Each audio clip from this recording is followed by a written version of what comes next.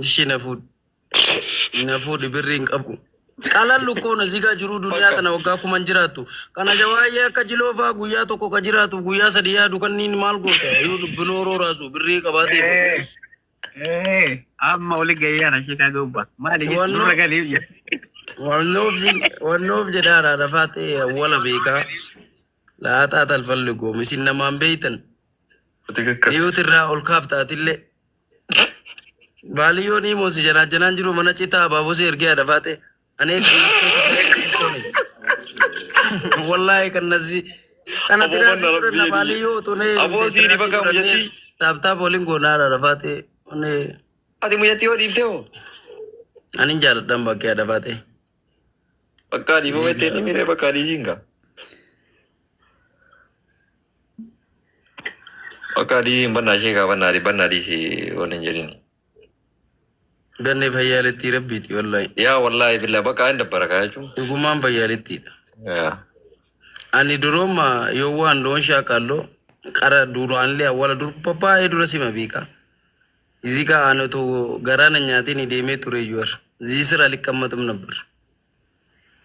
Ani imsoo yaasfalliganyaa lafaatee bakka jiru kanatti illee nama biilaa jira. Asirratti illee nama biilaa jira. Ne rabbiif jecha ne heerumishii birrii hin qabu. Nam takka hin qabu wallaahi birrii hin qabu. Goddanyaa hin qabu.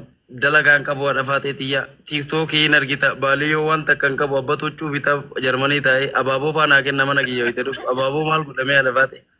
Chiggirla akka rakkootiin rakkoorra jira. Ani gilsi kooni. Dhafaatee waggaa shaniifu waan baalagee hin dalayne kun yuuyyuu ofirraa muree ollatti kenna. Maal godhare?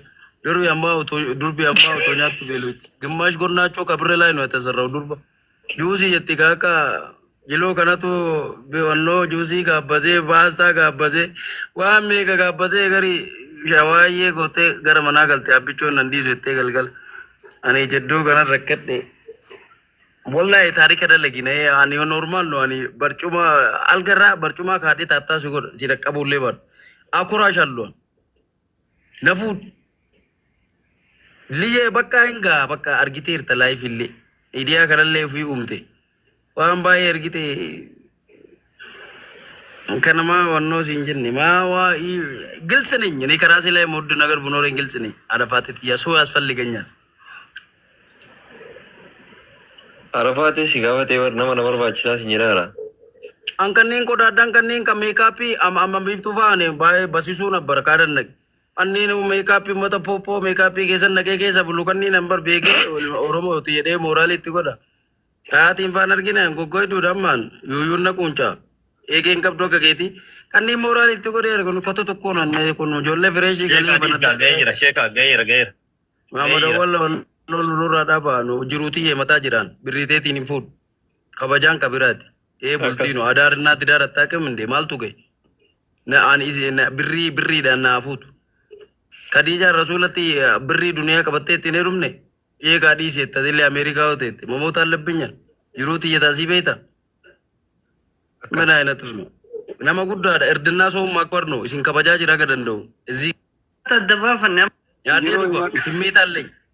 jiruu Nattaa heerumtee Khadijaanuu wannoo waliin itti heerumtee Rasuul alayhi salaatu salaam maanii isiin nattaa heerumtee yaasfallee kan jaalan kan ijoollee meekaappii dibattee baale alilla mammatam. Amara wala Amerika ke tete paranji waliin potoo kaa akkasii janajjantee fuute yellanyi mana caaqime yellanyi machi deemu hin danda'u. Naaltu singee yoo adhafaatee bakka garaan alaafte kaboriittu naa taree jedhaa jirti bakka yanageenoo balxilin jaalachiinu kaarraa laaltanisin hin taamuun ta'u adhafaatee yookiin an silkii kana gurgureetti hin qama.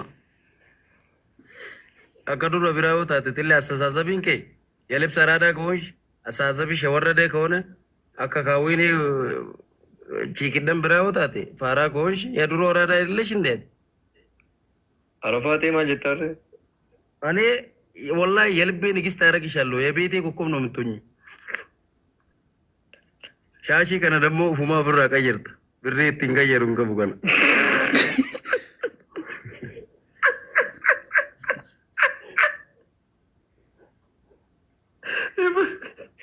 Badde kaayee badde Arafaatee xiyyaa homaa wallahi amma boo 17 maltu wannoo kiyya kana keessadha. Wannoo naa kennime leenca naa kenni burittiin qaba. Antas faa mureera bajaartii xiyya caatii godhadhe.